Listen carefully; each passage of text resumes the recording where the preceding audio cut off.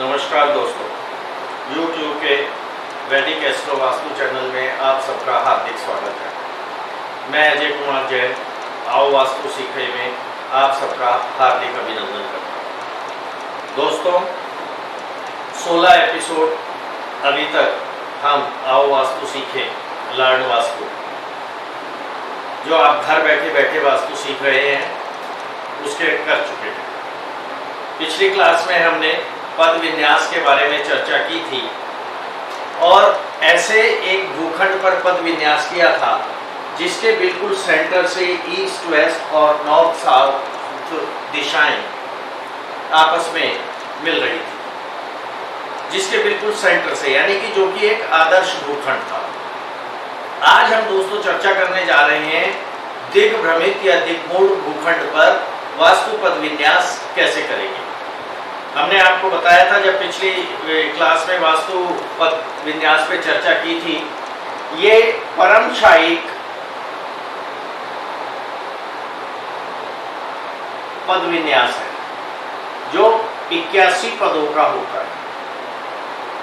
64 पदों का जो मंडूक पद विन्यास है उसका जो हमें उपयोग करना है वो करना है देवालय, मंदिर या धार्मिक स्थलों की वास्तु के लिए।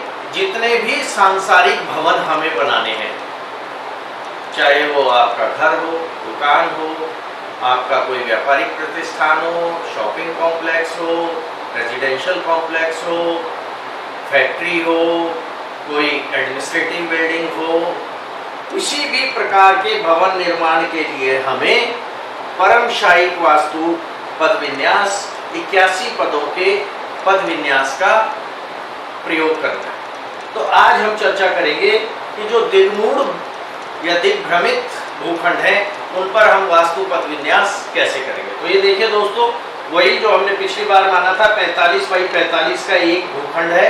ये एक चौकोर भूखंड है। पिछली बार हमने चर्चा करी थी जिसके बिल्कुल मध्य से पूर्व पश्चिम और उत्तर दक्षिण दिशाएं जा रही थी, लेकिन इस बार हम जो चर्चा कर रहे हैं ये एक दिग्मूढ़ और दिग्भ्रमित भूखंड है। इसमें जो उत्तर दिशा, जब हमने इसका दिशा निर्धारण किया यहाँ सेंटर पर खड़े होकर के, जो हमने दिशा निर्धारण पद्धति और दिशा ज्ञान पद्धति कंपास के द्वारा की थी, उसके द्वारा जब हमने दिशा निर्धारण किया तो हमें पता चला भूखंड में इस कॉर्नर से लगभग 12 फुट पर हमारा उत्तर दिशा जा रही है। ये उत्तर दिशा इस भूखंड के इस कोने से 12 फुट पर है। 12 फुट का मतलब हो गया दोस्तों कि इधर से ये भूखंड कितना बचा, 33 फुट बचा, और ये 12 फुट इस कोने से अगर इस कॉर्नर से हम लगाते हैं तो यहाँ से उत्तर दिशा का साधन हमने कंपास के द्वारा कर लिया। अब आप देखिए, हमने कागज पर एक पैमाना मान लिया 5 फुट बराबर 1 इंच, वही जो पिछली बार माना था 9 इंच बाई 9 इंच का हमने एक स्क्वायर कागज पर बना लिया। अब हम इसमें वास्तु पद विन्यास करेंगे। दोस्तों, आपको पता है कि इस पर हम जैसे जैसे पद विन्यास करते हैं वैसे वैसे हम इसकी दूरियां निकाल सकते हैं। हम इतनी दूरी को नाप लेंगे तो हमें पता चल जाएगा ये कितने फुट है। इस एक पद की दूरी को नाप लेंगे, इसको नाप लेंगे तो हमें पता चल जाएगा ये कितने फुट है और कहाँ पर आ रही है हमारे भूखंड। तो अब हमने क्या किया, उस कागज पर मध्य स्थान से यहाँ से 2 इंच और 2 सूत लेकर के इसको एक उत्तर और दक्षिण दिशा मध्य स्थान को बनाते हुए मिलाते हुए बना। ठीक है दोस्तों, ये इसका भूखंड का हमारा मध्य स्थान है, ये वाला, ये सेंटर पॉइंट है। पॉइंट पर हमने उत्तर दिशा की ओर करके ऐसे प्रोटेक्टर को रखा। ये देखिए 90 डिग्री में इस पे उत्तर और दक्षिण दिशा मिला दी और उसके बाद इस पे 90 डिग्री पे, इधर से भी 90 डिग्री और इधर से भी हमने एक सीधी रेखा खींची, तो ये हमारी पूर्व और पश्चिम दिशा बन गई दोस्तों। तो अब हमने इस भूखंड पर पूर्व और पश्चिम दिशा और उत्तर और दक्षिण दिशा बना दी।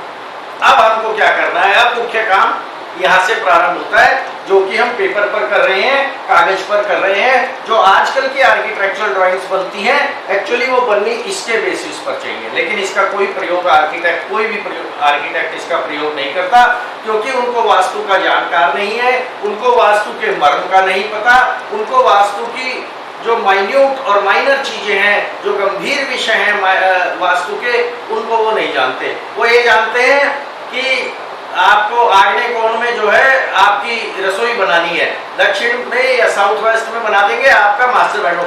वो क्या करेंगे, अगर ये भूखंड है वो कहेंगे यहाँ से उत्तर दिशा जा रही है, तो वो इसको साउथ ईस्ट मान लेंगे दोस्तों। आपको इस कोने को साउथ ईस्ट मानते हुए और आपके यहाँ पर रसोई बना देंगे, जबकि ये एक्चुअल में ये इस भूखंड का साउथ ईस्ट है ही नहीं दोस्तों। ये आपको इससे पता चलेगा।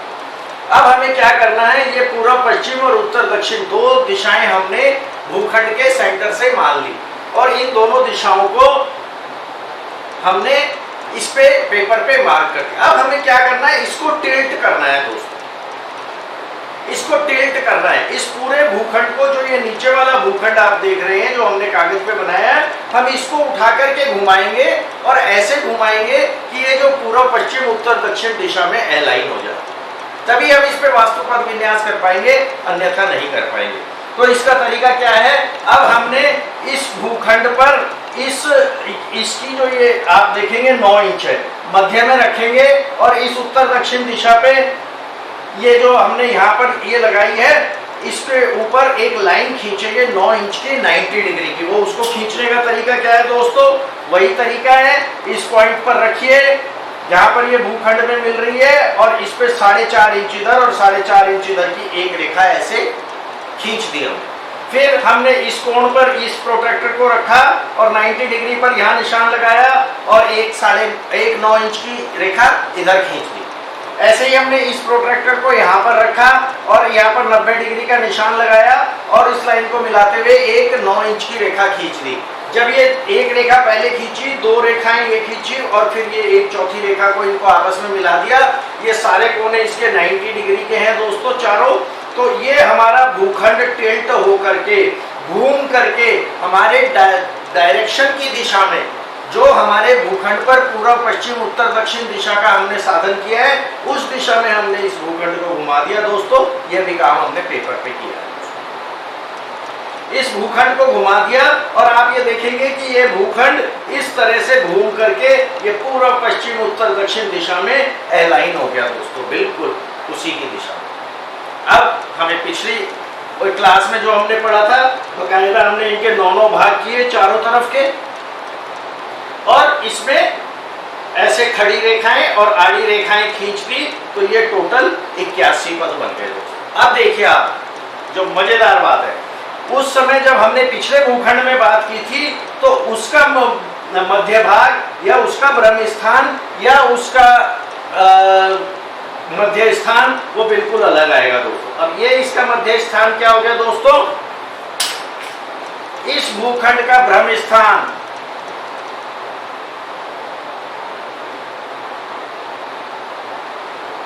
ये दोस्तों इस भूखंड का ब्रह्म स्थान हो गया। ये ब्रह्म स्थान सीधा नहीं है दोस्तों, आप ये देखो, उसमें बिल्कुल सीधा आया था, क्योंकि अगर हम इस भूखंड में पूर्व पश्चिम उत्तर दक्षिण दिशाएं हमारी ऐसी जा रही, तो ये इसका ब्रह्म स्थान ऐसे बनेगा दोस्तों। लेकिन क्योंकि हमको इसको पूर्व पश्चिम उत्तर दक्षिण दिशाओं की दिशा में अलाइन करना है अपने भूखंड में, और तब उसका ब्रह्म स्थान निकालना है, तो इसका ब्रह्म स्थान कौन सा निकलेगा दोस्तों, ये ब्रह्म स्थान निकलेगा। जो हमने 6 पदों के 4 वो माने थे पूर्व पश्चिम उत्तर दक्षिण दिशा में,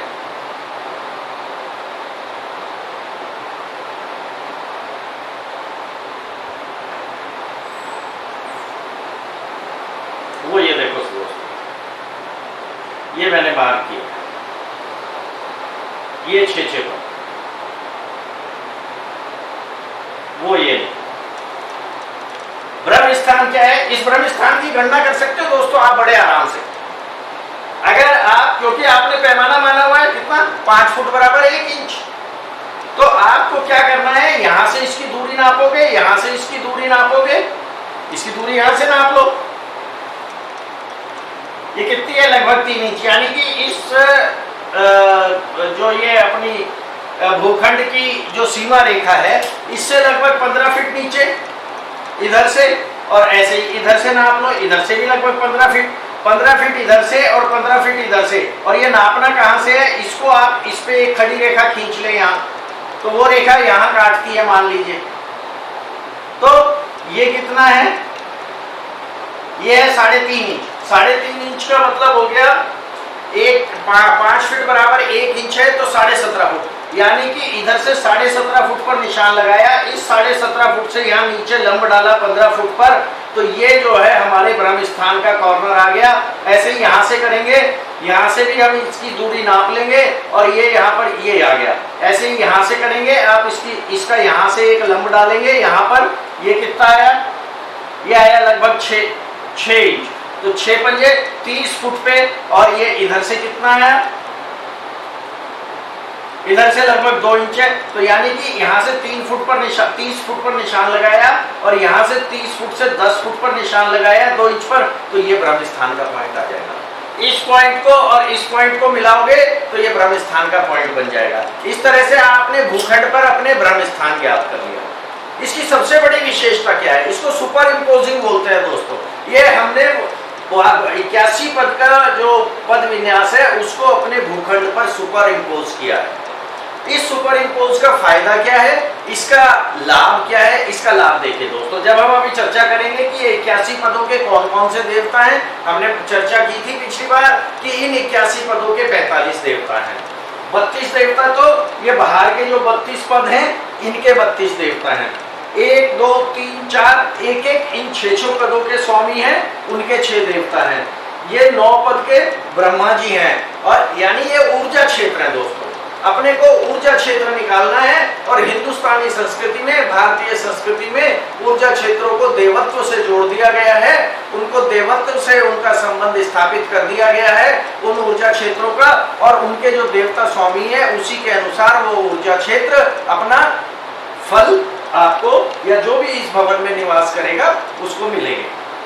तो अब देखिए, जो हम लाभ हानि की बात कर रहे थे कि इस वास्तु पद विन्यास का लाभ क्या है, इसकी आवश्यकता क्यों है दोस्तों। अब आप यहाँ देखिए कि इस भूखंड में ये वाला जो हिस्सा है पदों का, या ये जो ऊर्जा क्षेत्र है, ये ऊर्जा क्षेत्र इसमें उपलब्ध ही नहीं है, नॉट अवेलेबल एट ऑल।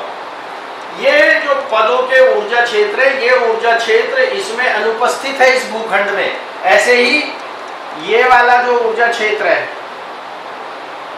ये कौन से ऊर्जा क्षेत्र है, इनकी चर्चा हम अभी अगली क्लास में करेंगे।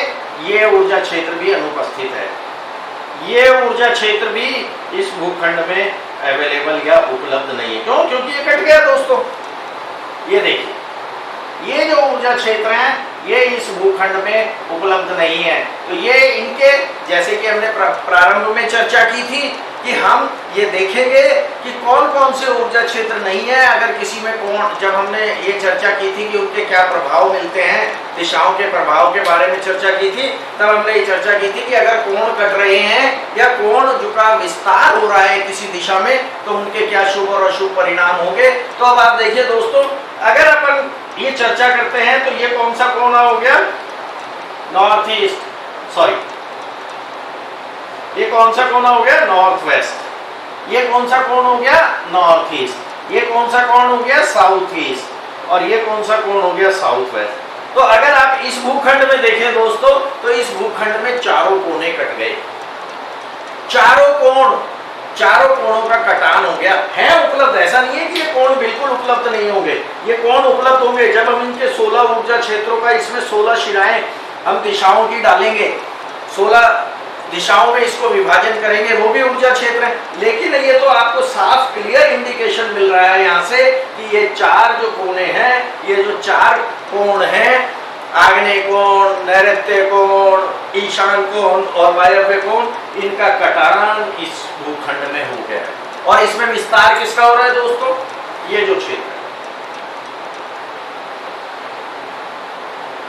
ये जो क्षेत्र है, इन ऊर्जा क्षेत्रों का विस्तार हो रहा है। अब इसमें कौन से ऊर्जा क्षेत्रों का विस्तार होगा,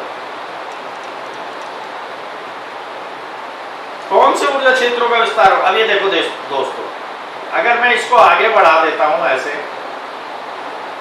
तो यानी कि ये और ये जो पद हैं और ये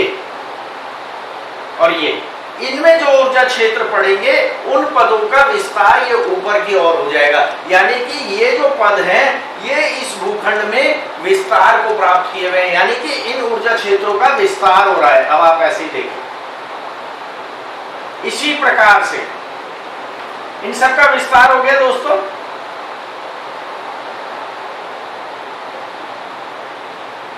तो यानी कि ये जो ऊर्जा क्षेत्र है इनका तो इस भूखंड में विस्तार हो रहा है दोस्तों,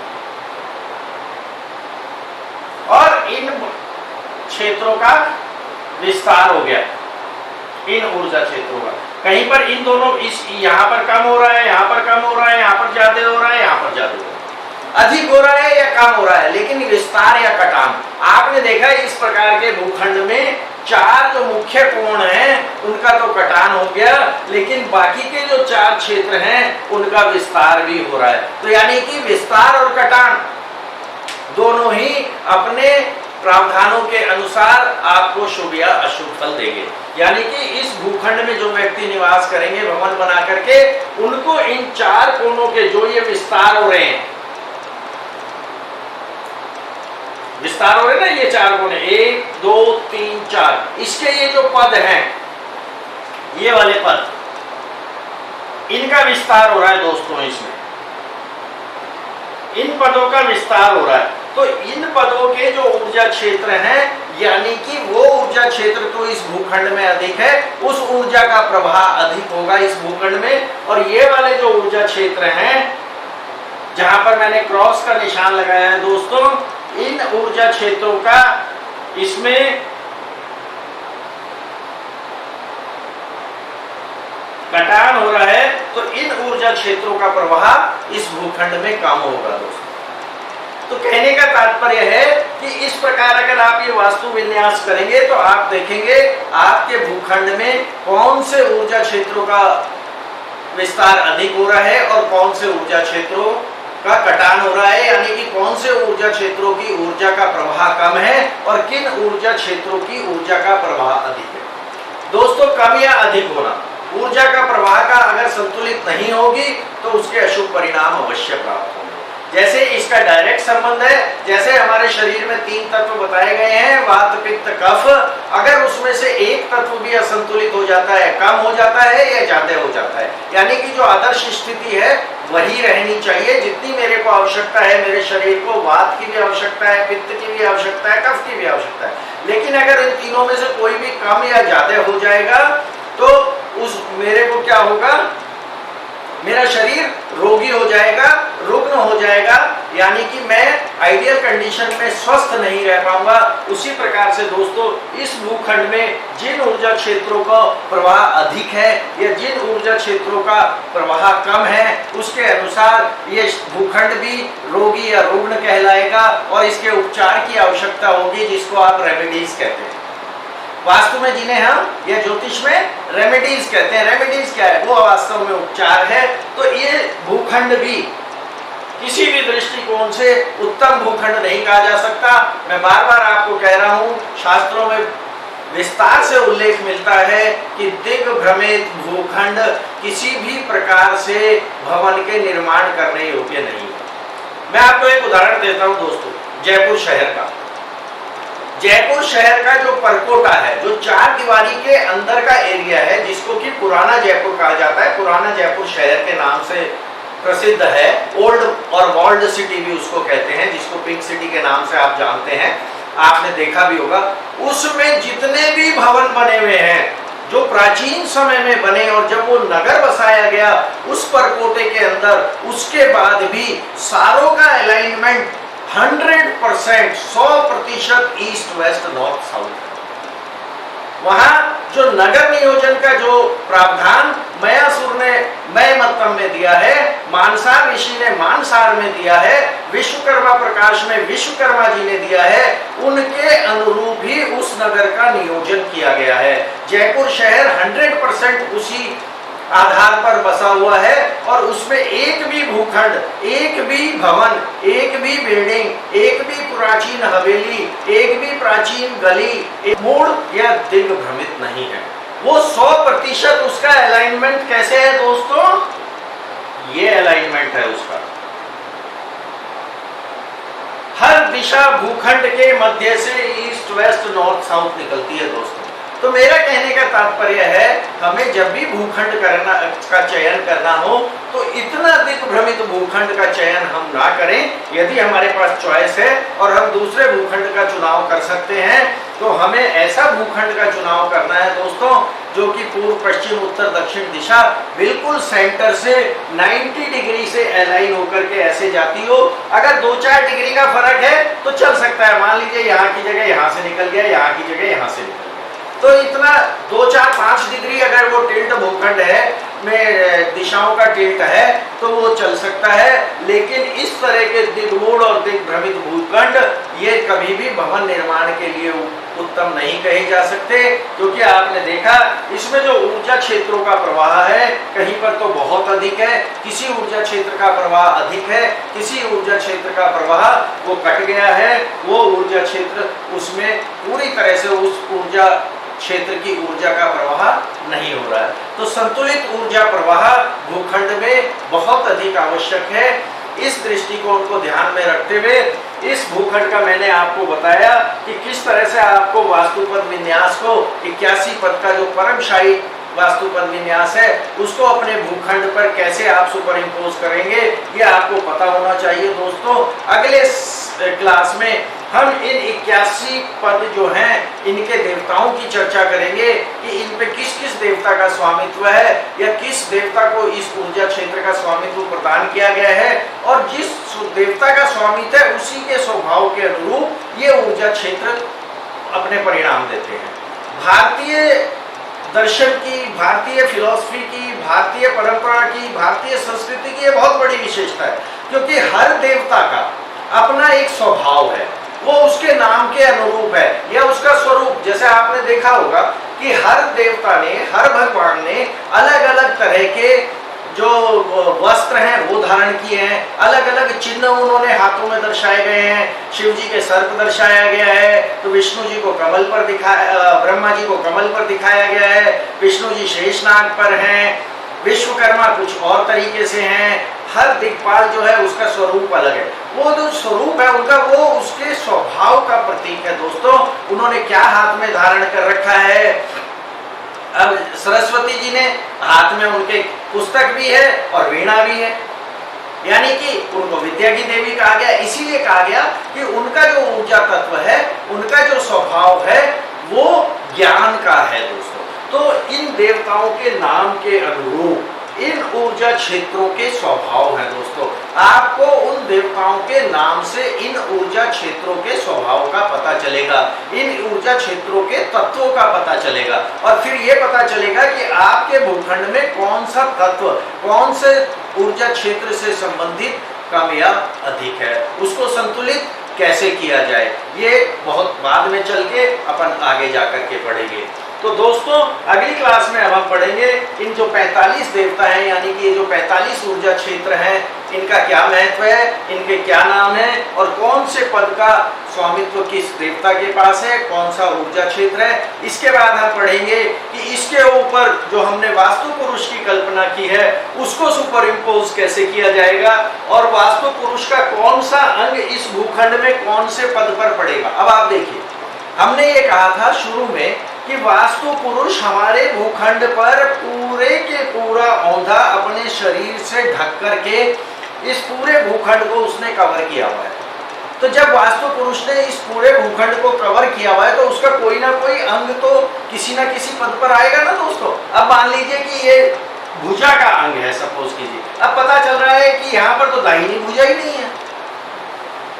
अब आप बताइए, अगर आपको ये पता चल रहा है कि आपके इस भूखंड में दाहिनी भुजा बहुत ज्यादा है या दाहिनी भुजा कटी हुई है, दो काम हो सकते हैं ना, या उसके पैरों का जो क्षेत्र है ये बहुत ज्यादा बढ़ा हुआ है। अब यहाँ पे देखिए पैरों का क्षेत्र कट गया। अगर नॉर्थ ईस्ट में वास्तु का सिर है इधर की तरफ, तो उसके पैर आएंगे इधर, तो ये पैर वाला स्थान तो है ही नहीं। दोस्तों मेरा कहने का तात्पर्य ये है कि बिना पद विन्यास किए, बिना अपने भूखंड के ऊपर आप जिस पर भवन निर्माण करने जा रहे हैं, यदि आपने उसको परमशाही 81 पदों का पद विन्यास उसके ऊपर नहीं किया है, इस तरह से सुपर इम्पोज नहीं किया है, तो आपको अपने भूखंड में उपलब्ध ऊर्जा क्षेत्र जो है, कौन से ऊर्जा क्षेत्र का विस्तार हो रहा है और कौन से ऊर्जा क्षेत्र का कटान हो रहा है, इसका पता नहीं चल पाएगा और आप किसी भी प्रकार से एग्जैक्ट वास्तु प्लानिंग जो है वो नहीं कर पाएंगे। इसीलिए कहते हैं कि जो मॉडर्न आर्किटेक्चरल ड्राइंग्स है वो इस वास्तु पद विन्यास को ध्यान में रखते हुए ही बनानी चाहिए। कौन सा ऊर्जा क्षेत्र कट रहा है या किसका विस्तार हो रहा है। तो आज के लिए इतना ही दोस्तों। अगली क्लास में अब हम फिर चर्चा करेंगे इन 45 ऊर्जा क्षेत्रों के देवताओं, उनके स्वामित्व और इनकी विशद चर्चा करेंगे। और उससे अगली क्लास में हम वास्तु पुरुष को कैसे सुपर इम्पोज किया जाएगा, वास्तु पुरुष का कौन सा अंग आपके भूखंड में या इस वास्तु पद विन्यास में कौन से पद पर पड़ेगा, इसके बारे में गहन चर्चा करेंगे। विषय बहुत गंभीर होता जा रहा है दोस्तों। जब से मैंने दिशा निर्धारण और दिशा साधन से अपन ने जब प्रारंभ किया था, तब से ये विषय गंभीर विषय है। हो सकता है एक बार वीडियो देखने में आपको समझ में ना आए, बार बार देखनी पड़े, 2 बार देखनी पड़े, 3 बार देखनी पड़े।